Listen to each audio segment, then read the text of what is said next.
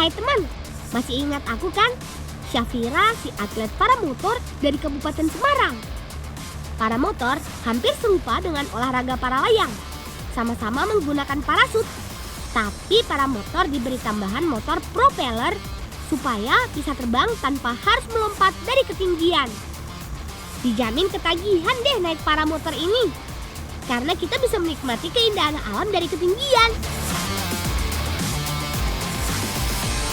Teman, mumpung hari ini libur sekolah, aku akan berkunjung ke desa Muncar-Moncer, Kabupaten Temanggung. Aku kangen banget dengan kawanku di sana. Soalnya kami sudah lama tidak bertemu. Wah, desanya sudah dekat teman. Aku bersiap-siap untuk turun dulu ya. Tapi aku harus mencari lapangan luas untuk mendaratkan paramotor ini.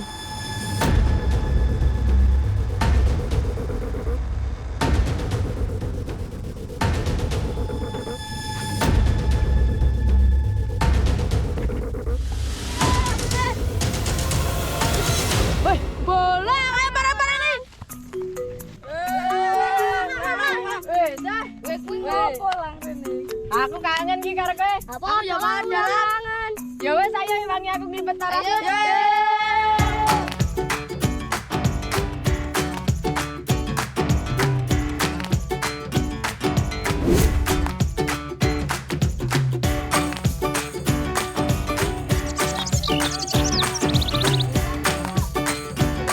Pertama, aku mau mencari gendon untuk mengganjal perut teman. Ada yang tahu gendon gak? Gendon adanya di batang pohon aren yang sudah tumbang dan membusuk lebih dari 40 hari. Ketemu juga batang pohonnya. Memang tidak sulit kok mencarinya. Karena di daerah ini banyak masyarakat yang menanam pohon aren. Langsung belah saja batangnya dengan kapak. Lalu kita lihat apakah ada gendon di dalamnya.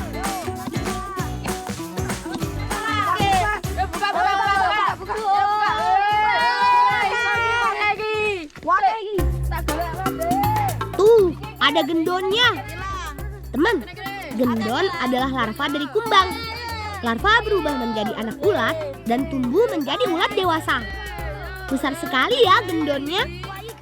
Hewan berprotein ini ukurannya juga ada yang kecil. Dalam satu batang pohon, jumlah gendon tidak bisa dipastikan.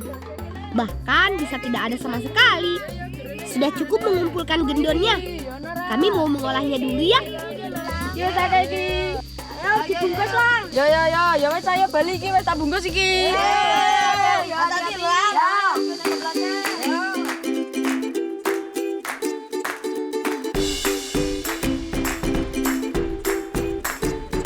Teman, kami mau olah gendon ini dengan cara digoreng. Supaya lebih nikmat, kami menambah bumbu yang ditumbuk. Jangan lupa bersihkan gendon sebelum diolah agar kotoran yang menempel hilang.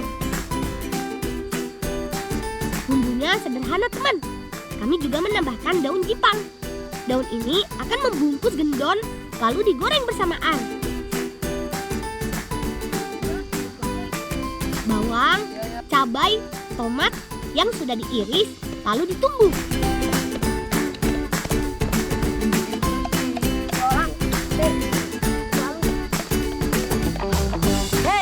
Malah jambali terus. Iki dimasak kok ben enak. Jambali terus. Gendon memang bisa dimakan langsung teman, tapi rasanya agak hambar. Kalau aku lebih suka yang sudah dimasak. Lang iki salus lambung deh. Ya wes ki wadah kene ya. Sekarang waktunya membungkus. Daun jipang adalah sebutan lain daun labu siam. Satu lembar daun bisa membungkus satu gendon. Daun jipang memang biasa ditumis, jadi aman kalau dimakan. Daunnya dipilih yang masih muda dan segar, agar teksturnya lembut. Daun ini juga mengandung nutrisi yang baik untuk kesehatan tubuh. Pastikan bungkus yang kuat ya, supaya nanti isinya tidak berceceran saat terkena minyak panas. Yo iki wes iki. Ayo barana. Ayo lang.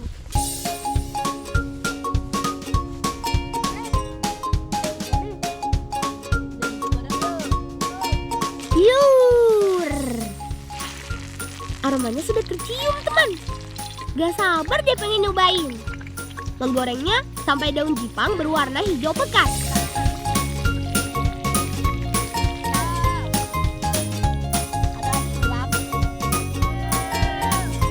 Sekarang mari kita coba. Tuh kan, rasanya enak tenan. Ada krenyes-krenyes dari daun jipangnya. Saya beri, aku duwe sego. Aku sampai lupa kalau bawa nasi. Pasti lebih enak deh. Teman, gendon ini memiliki protein tinggi. Jadi makannya secukupnya saja ya. Karena kalau terlalu banyak bisa alergi atau kekenyangan.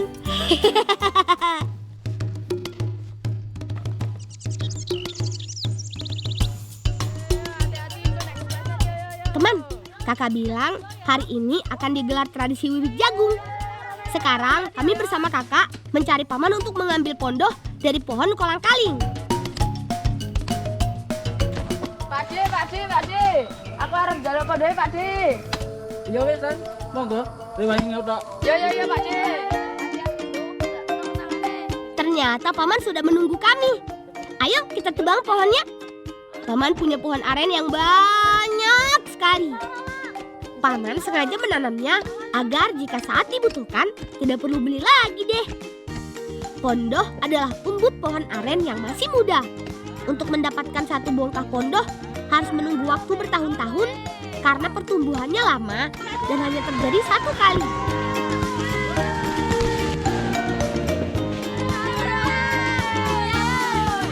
Ayolah, rewangi iki lang. Ya, Pakde. Pondoh adanya di lapisan paling dalam, teman. Jadi harus dikuliti dulu bagian luarnya. Kalau sudah terlihat bagian kulit yang putih, itu pondohnya. Selain mengambil pondoh, kami juga mengambil kolang-kaling atau daging buah aren yang bentuknya lonjong dan berwarna putih. Cara mengambil kolang-kaling di sini dengan cara dikerek atau diturunkan dengan bantuan seutas tali, seperti main prosotan. Tujuannya agar kolang-kaling tidak rusak. Tapi karena buahnya ada di atas, kita harus memanjat pohonnya dulu. Karena tinggi pohonnya sampai puluhan meter, teman. 1, 2, 3, meluncur! Kolang-kaling yang diambil masih setengah matang. Warnanya hijau muda dan biasanya sudah berumur 1 tahun. Dalam satu tangkai, buah kolang-kalingnya bisa mencapai puluhan buah, teman. Makanya cukup berat kalau dibawa. Kolang-kaling yang sudah diambil tidak bisa dimakan langsung. Harus melewati beberapa proses lagi. Kita sakit, Pak Le. Ya wis, enggak betul. Lang ayo Mbak Rewangi ngoncak iki kolang-kaling sik wingi. Ya, Mbak. Kaos tangane dinggo ya, ndak kena. Ya. Teman, sekarang aku, kawanku, dan kakak sedang mengupas kolang-kaling yang sudah direbus. Awan ya tangan kena. Caranya hanya dengan pisau saja, teman. Kami harus memakai sarung tangan agar tidak terkena getahnya. Karena kalau kena tangan, buah ini bisa gatal. Kemudian dibelah 2. Tuh, biji intinya langsung kelihatan deh. Bril dan Andre menjaga api agar tetap menyala dengan menggunakan kayu bakar juga tangkai kolang-kaling. Kolang-kaling yang sedang direbus diangkat dan didiamkan sebentar.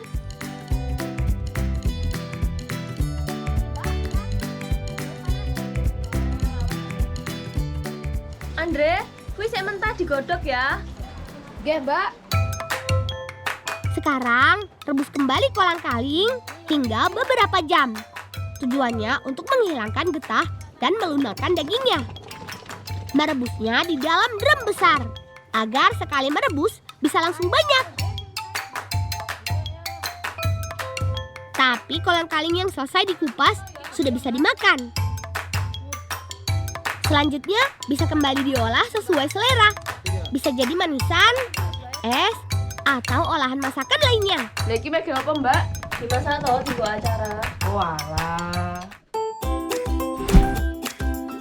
Aku kira kolang-kalingnya mau dibuat manisan. Ternyata masih mau dimasak teman. Bersama pondoh yang tadi diambil. Lang tolong iki rewangi ngoncaki ya. Kayak bumbu. Kata kakak, makanan ini untuk disajikan pada acara tradisi wiwit jagung nanti. Kami harus membuat bumbu dulu teman. Lengkap deh, ada cabai, tomat, bawang, lengkuas, kunyit, dan daun salam. Semuanya ditumbuk bersamaan. Kolang-kalingnya juga dibagi dua, agar porsinya lebih banyak. Pak, aku nek kolang-kalingnya wis ganti pondohe ya. Ya mbak. Pondoh dipotong kecil supaya lebih mudah dimakan. Mbak, kita panas mbak. Pertama, tumis bumbunya. Lalu masukkan pondoh dan kolang-kalingnya.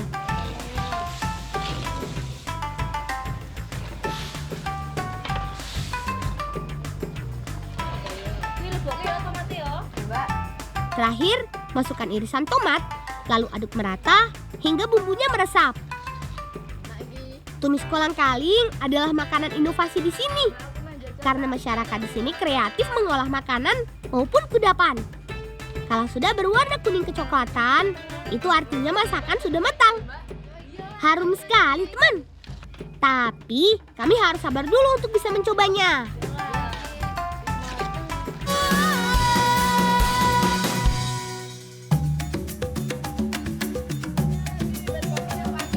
Sambil menunggu acara wiwit jagung, aku dan kawanku mau lanjut bermain. Sambang silih. Oh iya kayak anak bude kayak. Tapi di tengah jalan kami mendengar suara Bude. Ini wangi ame godhong kopi.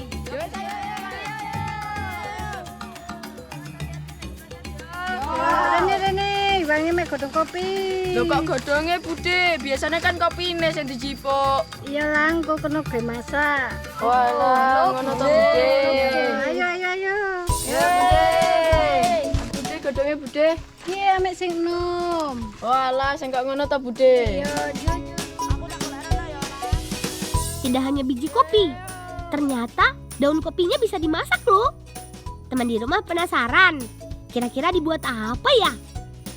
Kopi merupakan tanaman yang banyak dibudidayakan di sini. Kebunnya luas sekali. Kopi yang ditanam jenisnya Robusta. Daun kopi yang diambil yang tidak terlalu muda ataupun tua, dan di bagian pucuknya. Sudah selesai petik daunnya. Sekarang kita susul Bude ke rumahnya yuk. Kita lihat cara mengolah daun kopi.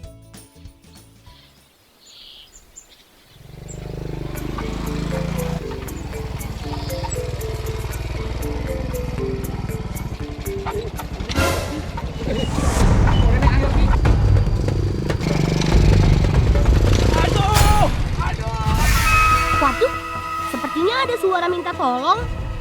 Coba Rani. Aduh, Lang, tolong hilang. Lang. Kayak Pak Jati Bang. Oh iya kek. Ayo tolongi. Aduh, motor paman ternyata remnya blong teman. Jalannya juga licin. Aduh, Lang, tolongi Pak De Lang, mau remnya blong iki. Kadangnya don kesek iki, Lang. Aduh. Don kesek apa ya? Aduh, Lang. Jengteng pundi Pak De? Aduh, iki Lang, aku terke gedang langan Bude. Pun Pak De tak rewangi betul. Ya, matur suwun ya, Lang. Paman mau mengantar pisang ini ke rumah Bude. Karena pisangnya akan dibuat menjadi isian kue untuk tradisi wiwit jagung juga. Kebetulan kami juga mau ke sana. Sampai juga di rumah Bude. Kami juga senang pisangnya bisa sampai tepat waktu. Hehehe. Iki Bude gedhe Bude. Ya saleh no kono. Bude. Sekarang kami mau mengolah daun kopinya dulu. Dre, jika ke godong kopi direndam karo uyah. Oh nggih, Bude. Ya Andre, godhonge. Iyalah. Jadi, daun kopi ini akan dibuat keripik, teman. Daun harus direndam air garam beberapa saat supaya rasanya lebih gurih.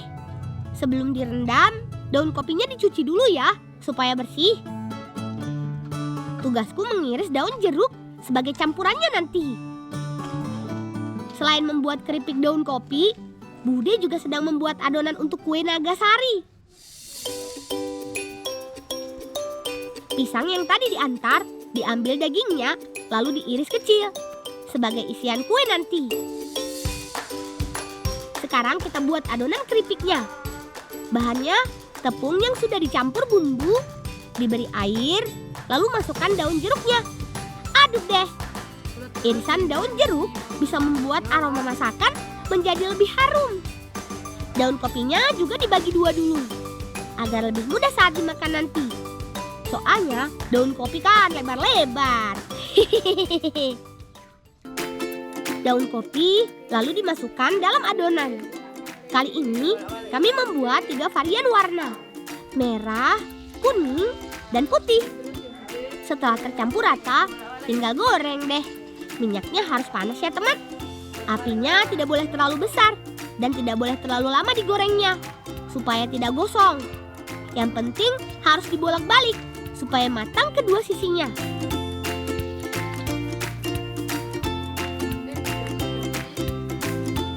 Sambil menunggu keripik daun kopi matang, Rafa membantu Budi membuat kue Nagasari.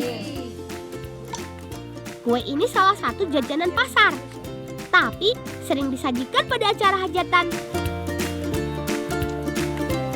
Kue Nagasarinya jangan lupa dikukus teman. Tunggu sekitar 30 menit.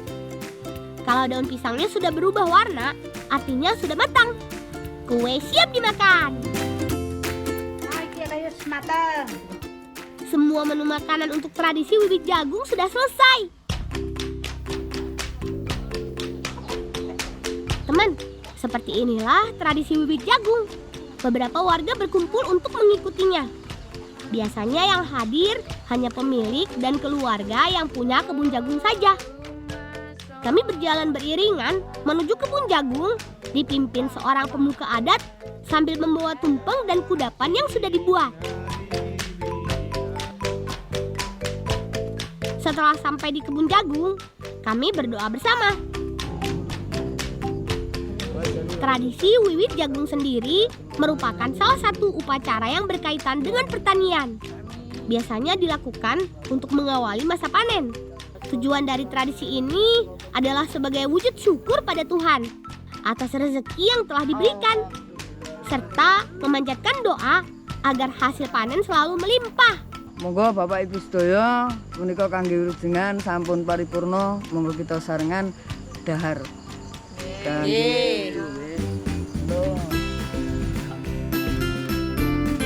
Doa bersama selesai, ditutup dengan makan bersama.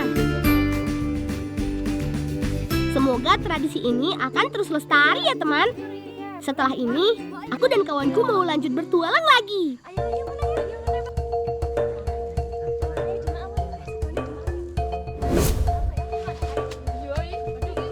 Teman, di jalan kami mendengar suara anak burung. Kalau dari arah suaranya sih ada di depan kami. Krungu suara mana ora? Krungu sih. Dia ora. Endi yo? Kayak lang, kayak aku nemu kayak. Oh iya. Mana? Oh iya. Ayo Rona. Ayo lang. Tuh kan benar, ada 2 anak burung di sarangnya. Tapi tidak ada induknya. Ini burung apa ya? Mungkin induknya pergi mencari makan. Tapi anak burung ini sepertinya lapar teman. Ki ngelah nek iki. Ayo golek pangan yo. Yo. Kelang gedang kono dhisik lang, kok ndak kekencot iki. Yo. Sambil menunggu induknya datang, kami berniat mencari makanannya juga deh. Kalian tunggu sini dulu ya. Kami akan segera kembali. Semoga anak burung tadi tidak hilang atau diambil orang. Teman, Seingatku, makanan burung salah satunya kroto. Kami mau mencari kroto dulu deh. Tapi di mana ya? Ah, itu ada paman. Baiknya kami tanya dulu deh. Siapa tahu paman bisa membantu kami mencari kroto. Pakde. Arep golek apa, Pakde? Golek kroto. Ya wis, Pakde, aku tak njaluk krotone, Pakde. Yo Lang, arep tak menek, ten isor ya. Ya, Pakde. Ya. Rezeki memang tidak kemana ya teman. Kebetulan paman juga mau mengambil kroto untuk dijual. Jadi sekalian saja. Kalau mengambil kroto, serahkan pada paman saja. Kami menunggu di bawah. Hati-hati ya paman, jangan sampai kegigit semutnya. Krotonya sudah dijatuhkan paman. Tapi di mana ya? Kami harus pisahkan kroto dari semutnya. Tapi banyak sekali semutnya. Kalau paman sih sudah terbiasa digigit semut. Jadi sudah kebal ya paman. Teman, kroto adalah telur semut rangrang. Mereka hidup berkoloni di atas pohon. Mulai dari mencari makan, membuat sarang, hingga bertelur dan berkembang biak di alam. Sekilas, bentuknya lonjong seperti butiran nasi. Selain bisa dimakan, kroto lebih sering digunakan untuk pakan burung. Kandungan nutrisinya membuat burung menjadi lebih lincah dan bulunya lebih mengkilap. Karena banyak dicari orang-orang, harga kroto terbilang mahal. Hilang kroto hilang. Wis resik. Kanggo kowe ya. Ya, Pakde, suwun ya, Pakde. Krotonya sudah kami dapat. Kami mau kembali ke anak burung tadi.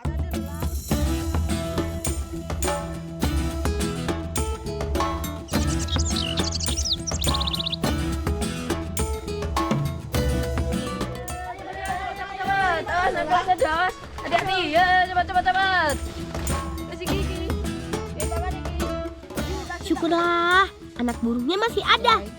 Induknya juga belum kembali. Sekarang kami kasih makan dulu deh. Suap perlahan ke arah paruhnya. Kami juga menaruh kroto di sarangnya.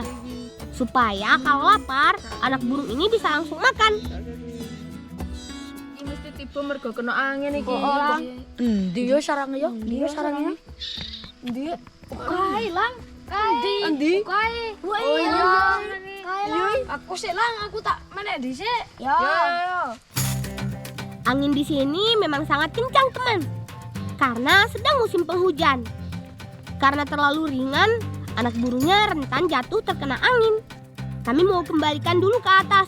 Kalau soal memanjat, Andre jagonya. Hati-hati Andre, pegangan yang kuat ya. Karena batang pohonnya sangat kecil.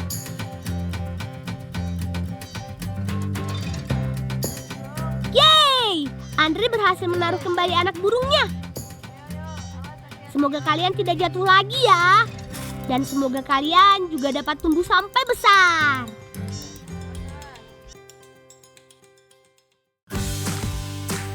Teman, aku dan kawanku bersama kakak mau mencari keong. Kami mau membuat sop keong, teman. Karena udara di sini sangat dingin, jadi pas rasanya menyantap sop hangat. Ayo, hati-hati ya. Sik lang. Nyong tak rono sik lang. Mau apa? Apa kok menak rono? Ya wis. Bril tidak ikut mencari keong. Kira-kira dia mau kemana ya? Tapi kami tetap akan melanjutkan pencariannya. Supaya cepat terkumpul, kami harus menyebar ke setiap sisi sawah. Rasanya yang gurih dan enak, membuat hewan berprotein ini masih sering dicari. Keong sawah mudah ditemukan di air tawar. Warna cangkangnya hijau pekat hingga hitam.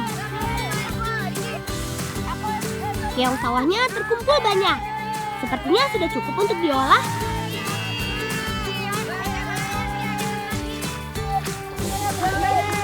Lang. Apa, Bri? Yo dolanan balapan debok kae tak lurokke deboke. Ternyata Bri mencari gedebuk pisang untuk dijadikan mainan. Ya sudah, mumpung masih di sawah, kami sekalian bermain balap gedebuk deh. Cara bermainnya, Satu orang di atas gedebok yang sudah dirangkai seperti rakit. Satu orang lagi mendorongnya dari belakang. Kami juga bisa sambil berenang. Seru deh! Siapa yang tercepat, dialah pemenangnya. Tapi, menang atau kalah itu hal yang biasa, teman.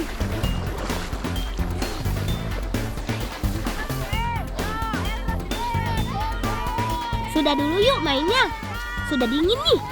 Kami nggak sabar mau bikin sop keong.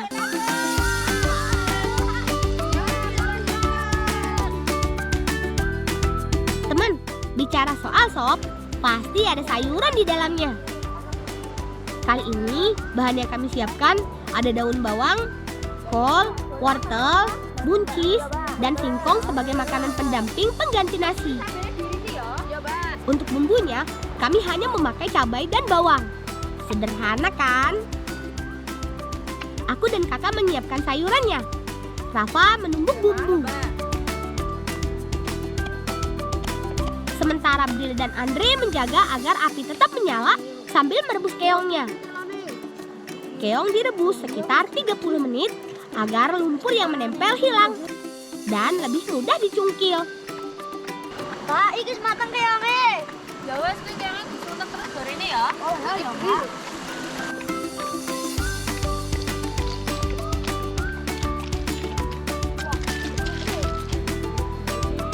Keong dicungkil karena hanya dagingnya yang kami ambil.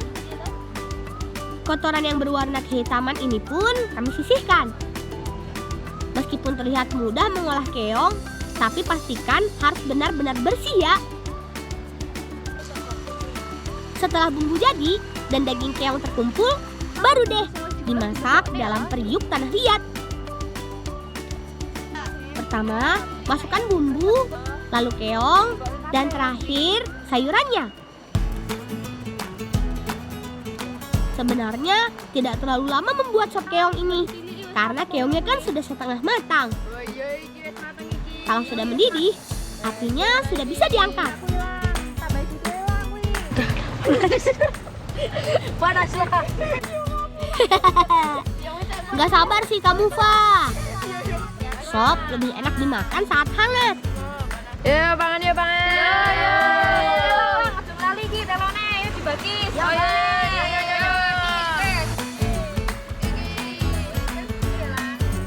Seger banget deh teman. Tubuh kami jadi lebih hangat. Pastinya tubuh juga lebih sehat karena kami kan makan sayur. Teman di rumah juga harus banyak makan sayur ya. Karena sayur kan sumber energi untuk tubuh. Banyak nutrisinya untuk menjaga kesehatan mata dan melancarkan pencernaan.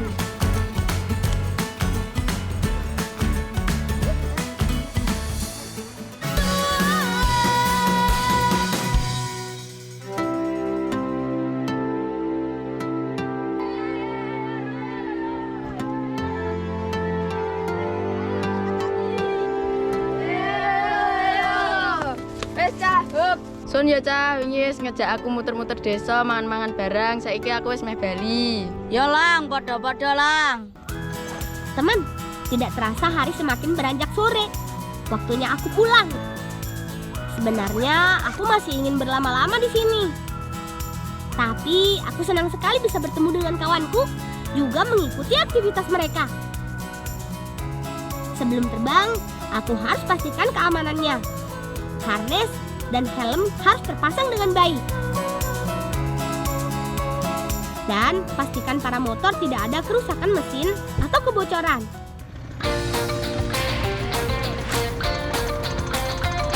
Kawan, aku pulang dulu ya. Semoga bisa berkunjung ke sini lagi lain waktu.